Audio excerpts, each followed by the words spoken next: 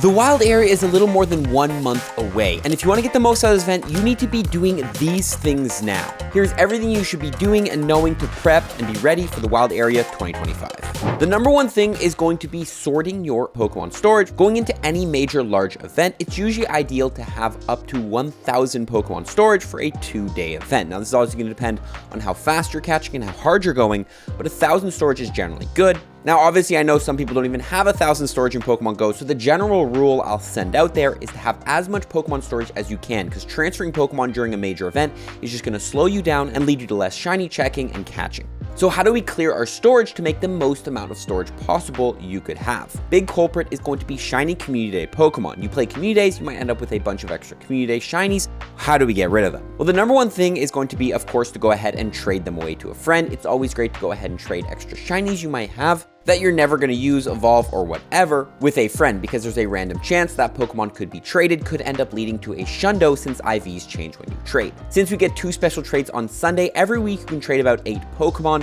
which means you could trade up to 32 shiny Pokemon away if you trade every single day up until the event, even a little bit more. The second option is to transfer them to Pokemon Home. Pokemon Home is a database where you can hold all your Pokemon from any Pokemon game. So putting your Pokemon into Pokemon Home can be amazing, and you can transfer up to 5 shiny Pokemon per week. In Pokemon Go Home, I would highly recommend sending low CP shiny Pokemon, since it does cost more transfer points to send over high CP shiny Pokemon. So just consider sending your low CP extra shinies you might not have any use for. You can also spend Pokecoins if you want to send more shiny Pokemon every single week, but that's up to you.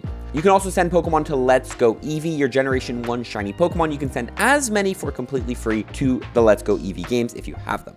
The number 2 way to transfer Pokemon is going to be sort out what Pokemon you want to keep. And in terms of meta relevancy, not including any Pokemon that are important to you that you might want to just keep because they're a good memory, there are 2 Pokemon you want to keep. Number 1 are high IV Pokemon. Obviously, you can search 4-star and this will show you all of your hundos. Usually you want to keep these Pokemon, they're just rare, hard to get. Obviously, there's some that are kind of useless, like this male Combi hundo that I'll probably never use, that I could transfer, but I don't transfer hundos, I have so few. Next up, I'll go 3-star and 4 attack. This will show you any of your 3-star Pokemon that have 15 attack. 15 attack is important. This is going to make a Pokemon good for raids, since attacking is the most important thing when using it as a raid attacker, or even in PvP, because you want to have the highest attack stats so you can win CMP tie.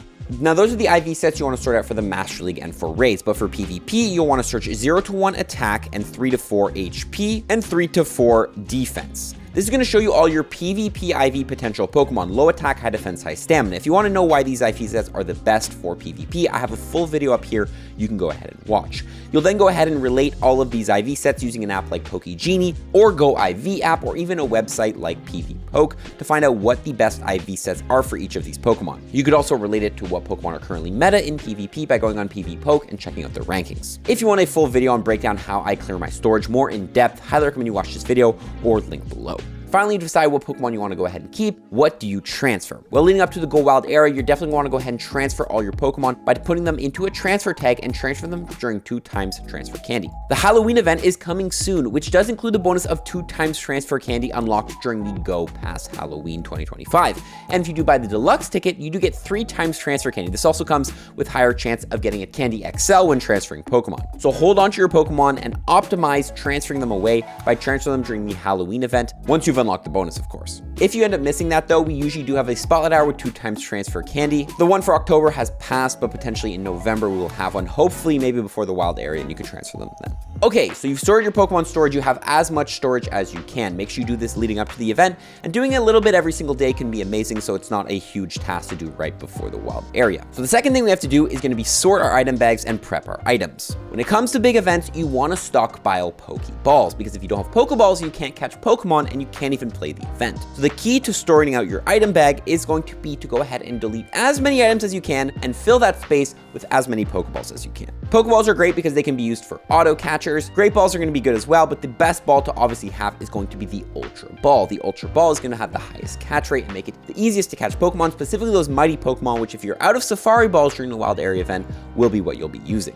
Now, to make space for all these balls, you're obviously going to want to go ahead and delete items. Now, I generally in Pokemon Go will delete all my potions except for my max potions. Unless I don't have a lot of max potions, I'll also keep revives. I have a lot of max revives, but generally you want a couple revives and a couple max revives between the two. If you have more max revives, just delete all the revives, but obviously, you know, not everyone has 81.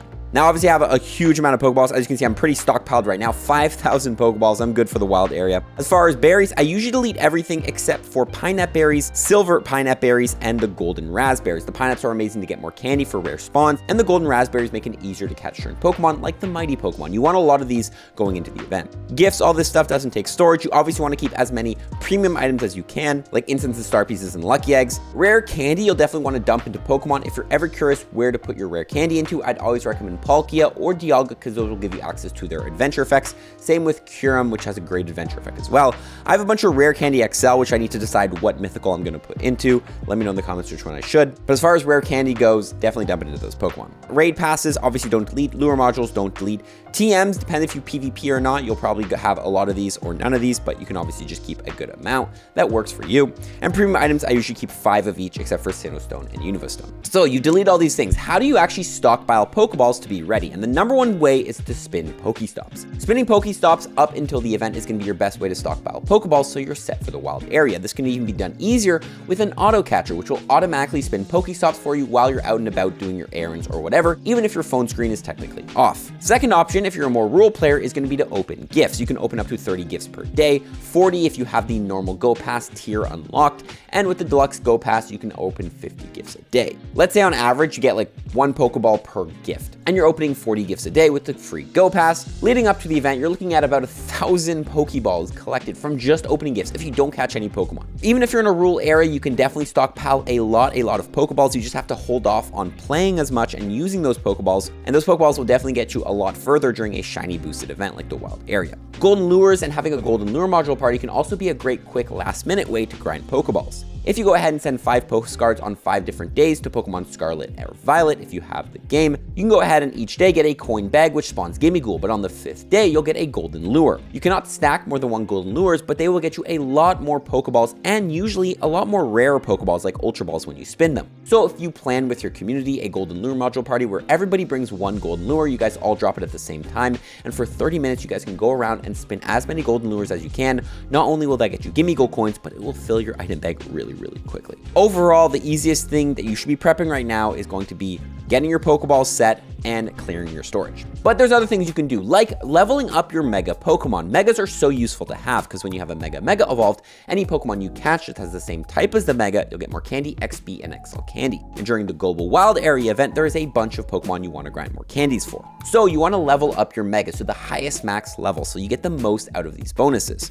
And there is 32 days until the Go Wild area, and it only takes 30 days to reach the max level Mega. So you could theoretically take a Mega to the max level from now if you start Mega evolving. And it's very easy. To level up your Megas, all you need to do is come in to a Mega you want to level up and Mega evolve it. It only counts once a day to go up, but as you can see here, it takes 4 more Mega evolves until I reach the high level. So I'll just go ahead and Mega evolve my Mega Metagross. Then it'll drop to 3, and I'll set a reminder every single day to Mega evolve it once. Of course, this will cost Mega Energy, and if you don't have the Mega Energy, you obviously might have to just wait until the cooldown happens, but as you can see, 3 more times. I have a tag here with all the Megas I'm currently leveling up. I have my Shundo Abomasnow in here. We have our 98 shiny GMAX Gengar. I'm sorry, I just have to flex real quick. And then the Hundo Mega Metagross, but I'm leveling up those Megas. Highly recommend you try to get yourself as many Megas leveled up as you can before the event. The best Megas to level up right now, I will say, for the Wild Area event is going to be Mega Gardevoir, because that's a Psychic and Fairy type Pokemon, boosting Shadow Cresselia candies, and also covering 17 of the 45 wild spawns during the event, as well as 4 of the 9 mighty spawns. You then also have Mega Altaria, a Dragon and Fairy type Pokemon, getting you more candies for 15 of the 45 wild Pokemon, and specifically all those Dragon Pokemon, which are hard to get candies for. You have Mega Sableye, a Dark and Ghost type, getting you 16 out of the 45 spawns during the event, boosting candies for that, and 5 of the 9 mighty Pokemon. So overall, those are the 3 Megas I would highly recommend you have leveled up to the max level before the event, as those will be the best Megas to use during the event. Mega Sableye will be in Mega Raids, by the way, returning on October 27th, so that's a good opportunity to get candies for that. And the other Megas, you can go ahead and walk to grind energy for them if you need more energy to Mega evolve them. Now, to get the most out of these major events, you want to have as many premium items as you can. That includes lucky eggs, star pieces, incenses, all that stuff, because these events already come with bonuses, and doubling these bonuses is going to be exponential growth for you during the event. So what's the best way to get premium items like raid passes too, so you can go ahead and get the most out of this event? Number 1, winning showcases. Up until the event, try your best to win every showcase you can, because to come in the top 3 of showcases, you can get lures, egg incubators, lucky eggs, star pieces, incenses, raid passes, etc. for winning them or being in the top 3. These are amazing, especially if you're a free-to-play player, a free way to get these items. Number 2, attending community ambassador meetups. If you go on Campfire and you sort by meetups, attend one of these events. If you check in, you will get a timed research that will get you free items. For example, Max Mondays and Max Battle Days will get you 800 Max Particles, Spotlight Hours, 1 Super Incubator, Raid Hours and Raid Days, 1 Raid Pass, Community Days, 1 Incense, 1 Lucky Egg, and 1 Star Piece. Even if you don't plan on really playing these events, it can be a great thing to just show up to the meetup, get the check-in timed research, complete it, get these items, and then go home. This is a great way as a free-to-play player to stockpile up items until this event, especially if you want to do multiple Shadow Cresselia or Darkrai raids or whatever. At the time of making this video, there's going to be 5 raid hours leading up until the event and 1 raid day. So 6 raid focused events, which means 6 community ambassador meetups you could go to and collect 6 free raid passes. That could be used on 6 free Shadow Cresselia or Shadow Darkrai raids. Highly recommend you do that. Obviously, if you'd rather just use them when you get them, you can, but if you are patient and you hold on to them, it could be beneficial. Another way to get these items is going to be by collecting free Pokecoins. Again, as I mentioned, there's 32 days into the wild area, and you can collect 50 Pokecoins per day for defending a gym for 8 hours and 20 minutes every day, which means you can get 350 Pokecoins every single week. And if you do the math, that's going to be 1,600 free Pokecoins from here until the Go Wild area. These Pokecoins can be used to buy a bundle, to get a bunch of raid passes, to be used to get a bunch of incubators if you want to go after eggs. It could just be overall used towards the wild area. The best Pokemon to drop into gyms would be Chansey, Shuckle, Wobbuffet, or Blissey. These are going to be the best gym defenders. If their CP is low, they actually decay a lot slower, meaning they lose CP a lot slower, so they'll defend that gym for longer. Best strategy, obviously you can't really plan it, but number 1, communicate with local players and say, hey, I've been in this gym for so-and-so time, can you knock me out? And then I'll knock you out, so you get your coins, I get my coins, everyone's happy. Option number 2, just drop into 20 gyms every single day, cross your fingers and hope for the best. But the option number 1 is going to be your best way to guarantee your 50 coins every day. Now, I will swing it back to the adventure effects, which I mentioned earlier, and dropping rare candies into these Pokemon is going to be the best thing, starting off with Palkia's adventure effect. Palkia's adventure effect doubles your spawn distance from 40 to 80 meters, a very useful adventure effect during global major events, allowing you to see more Pokemon and catch more Pokemon. It's going to cost you 480 Palkia candies if you want to run Spatial Rend for 8 hours each day during the event. That's a lot of candy, so dropping your rare candies to grind up to 480 Palkia candies is not bad. Rare candy can be found in field research tasks like Mega Evolve a Pokemon and also from Tier 5 raids, so completing Tier 5 raids using your free daily raid pass every day is a great way to stockpile. Also, playing raid hour events like Mega Rayquaza Raid Day coming up this weekend can be a great event to play as well, because you can get a bunch of rare candies that you can drop into Palkia. Your second option is going to be Freeze Shock and Iceburn Adventure Effect. If you struggle to catch Pokemon, legendary Pokemon like the Shadow Cresselia and Darkrai during the event, or maybe even GMAX Grimmsnarl, having Adventure Effect like Iceburn active will give you a 1.5 times catch multiplier. Very useful, especially if you want to use Pineapple Berries while catching legendaries. Again, dropping your candies into these Pokemon could be amazing if you want to activate that the whole time. This adventure effect is specifically very good because it can almost guarantee you catching a Galarian bird during the event. We got the release of the Safari Balls last year, which had an insanely high catch rate and made it so Galarian birds almost had a green circle, making it very easy to catch them. But obviously during this event, if you find a Galarian bird and you have a Safari Ball and you have Iceburn activated, you will most likely have almost a very high chance of catching a Galarian bird, because that is just so many multipliers on top of each other. So if you really want to get a Galarian bird during this event, having Iceburn active, running your daily instance and encountering one, if you have a Safari Ball, you'll probably catch it. Now, obviously, daily incense only lasts 30 minutes, so you might rather use Dialga's Roar of Time to freeze your daily incense and just take your risk that way, but it's up to you. Now, GMAX Grimmsnarl is a big feature during the event. If you plan on taking it down, here are the best Pokemon you should start prepping and powering up with your Dynamax moves if you want to take it on. GMAX Grimmsnarl, being a Dark and Fairy type Pokemon, makes you weak to Steel, Poison, and Fairy.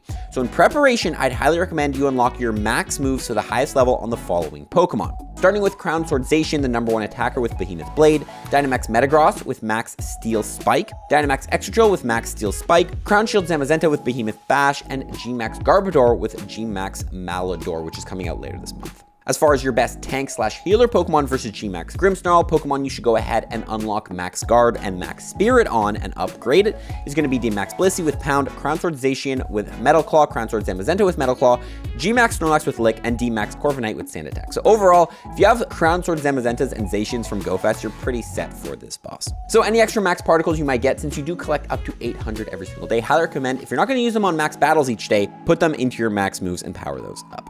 Now, that's pretty much everything going down during in-game, but prepping your area and prepping where you're going to play is just as vitally important. So the number one thing is going to be finding a local community or friends to play this event with. A lot of people might already have plans where they're going to play, but a lot of people, this might be their first wild area event. So going on Campfire and finding for local communities and meetups that you can start attending so you can kind of build that rapport, that relationship with the local players and have people to play the wild area event with, take on Grimmsnarl, raids, etc. Very, very good to do. Also, planning your play location is going to be amazing. Looking for the best area in your local area where you can go ahead and play, hit the most amount of gyms, the most amount of power spots, all that stuff is going to be good. Again, attending community ambassador meetups, finding your local players and collecting information from them is the best way to go about it because these people will probably know the most about your local area. But that's not all. Making sure you're fully prepared going into the event is also important. So here's some basic IRL preparations, things you should order or make sure are in line before the event. Number one, check your cables and your charging power banks. During events like these, your phone's going to take a lot of battery, so making sure all your cables are working properly, not bitten through by a rabbit or whatever,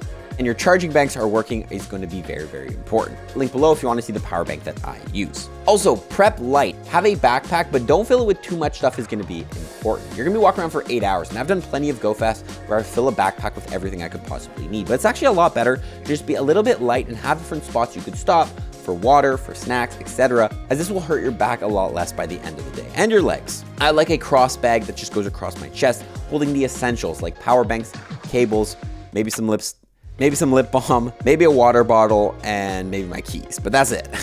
Phone straps and phone holders can also be essential when you're playing a long day and you're on your phone for a long day. The chance of you dropping it is very, very high. I know a lot of people like to use pop sockets in the back of their phone, so it's a lot easier to go ahead and grip. It's going to hurt your hand a lot less over the full day. I know iPhones do have MagSafe, where there's pop sockets that you can put on and off with the MagSafe. Also, phone straps, a little, thing that you can attach to your phone so you can kind of just swing it to your side and just know that your phone is still connected to you. Very, very useful. I know Zoe2Dots uses those a lot. Now, depending on where you'll be playing, whether it's summer or winter, is also going to be very important. In Australia, it's obviously going to be very, very hot, so make sure you put your sunscreen, your cap, your breathable shoes, bring a portable fan if you want to go ahead and keep cool, a phone cooler as well to keep your phone cool. Very, very important if you want to have good phone performance and make it so your phone can actually charge in heat, because that's a problem. Microfiber cleaning cloth, hydration sunglasses, and potentially a jacket if it rains a lot. In the winter months, you're more looking for a winter jacket or potentially a waterproof jacket. I'll be wearing my Patagonia winter jacket. An umbrella can be very useful as well. I like to have a portable hand